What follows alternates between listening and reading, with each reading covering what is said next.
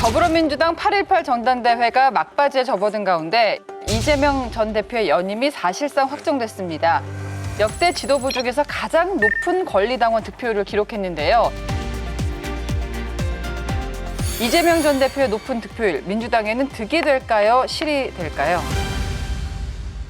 아니 어쨌든 지금 뭐 김두관 전 지사도 나왔고 또 다른 분들 나왔는데 뭐 김두관 후보가 나왔을 때 좀 의미 있는 표를 얻어야 되지 않겠냐, 좀 그런 걱정을 했습니다. 그렇지 않으면 뭐 들러리 서고 지금 요새 비판 많이 받는 대로 이재명 일극 체제가 더 강화되는 거 아니냐 이런 평을 받을 거기 때문에 저는 김두관 후보가 좀 많이 받길 좀 바랬습니다. 그래도 한 20-30% 받아갖고 당내 다양한 목소리도 대변한다.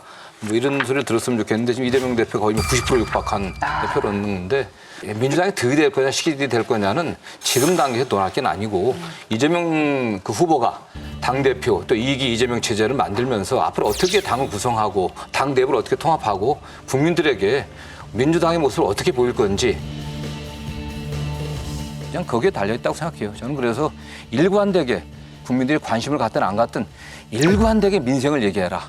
경제를 얘기하라고 저는 주문하고 있습니다. 민생과 경제 그리고 당내 통합 그걸 어느 정도 달성하느냐에 달렸다고 보고 있습니다. 이재명 대표가 받는 지지율 90%대가 일반 국민들의 정서와 좀 일치한다고 보세요? 실제로 여론조사를 해보면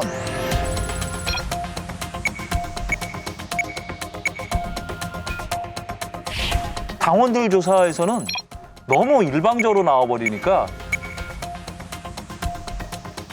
이게 일반 국민들하고 당원들의 이게 괴리감이 있는 게 아니냐 생각하는데 어떻게 해석하세요? 지금 뭐 전당대회이기 때문에 당원들, 권리당원들의 참여 비율이 높지 않습니까? 그거 아직 일반 국민 여론조사는 반영이 안 됐거든요. 당원들의 여론조사니까 또 이재명 후보에 대한 지지율이 높겠죠. 또 이재명 후보가 어쨌든 뭐 어떻게 평가를 하든 간에 지난 2년 동안 정말 가혹한 수사를 당했음에도 불구하고 어쨌든 현재까지 또 당대표직을 유지하고 있고 또 그리고 지난 총선에서 또 총선 공천 과정에 대한 여러 평가가 있지만은 또 앞선 거뒀거든요. 그렇기 때문에 당원들이 윤석열 정부의 무능과 무대책 이 폭주를 저지하기 위해서는 이재명 대표를 중심으로 뭉쳐야 된다. 이런 것들이 반영된 거죠. 다른 건 모르겠고 90% 이재명 대표가 압도적인 당원의 지지를 받는 것만큼은 부럽지 않습니까? 내가 당대표 때 저 정도 당심이었다면은 쫙 밀고 갔을 텐데. 90% 이재명 대표가 압도적인 당원의 지지를 받는 것만큼은 부럽지 않습니까? 내가 당대표 때 저 정도 당심이었다면은 쫙 밀고 갔을 텐데.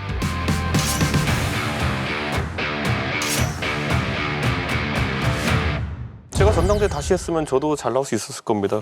아니 윤석열 대통령이 안 괴롭히고 제대로 당 개혁해가지고 총선 분위기 좋게 갔으면 저도 총선 그냥 압승했을 거예요. 이겼으니까. 당연히 압승이겠죠. 이게 가볍게 보시면 안 되는 게 선거 이기는 것 자체가 되게 중요한 거예요. 이재명 대표에 대해서 제기했던 여러 가지 경쟁력에 대한 의문이나 이런 게 총선 이기면서 싹 지워진 거예요. 그러니까 사실 박근혜 대통령 예전 19대 총선을 이기고 난 다음에 대선 전당대회 가가지고 80% 넘게 받습니다.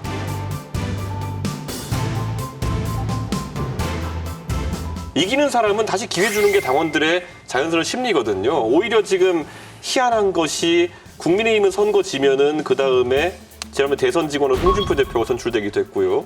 그 다음에 또 탄핵 이후에 황교안 대표가 선출되기도 했고요. 이번에 총선 지고 나가지고 다시 또 한동훈 대표가 되기도 했고요. 대안부재론이거든요, 이거는.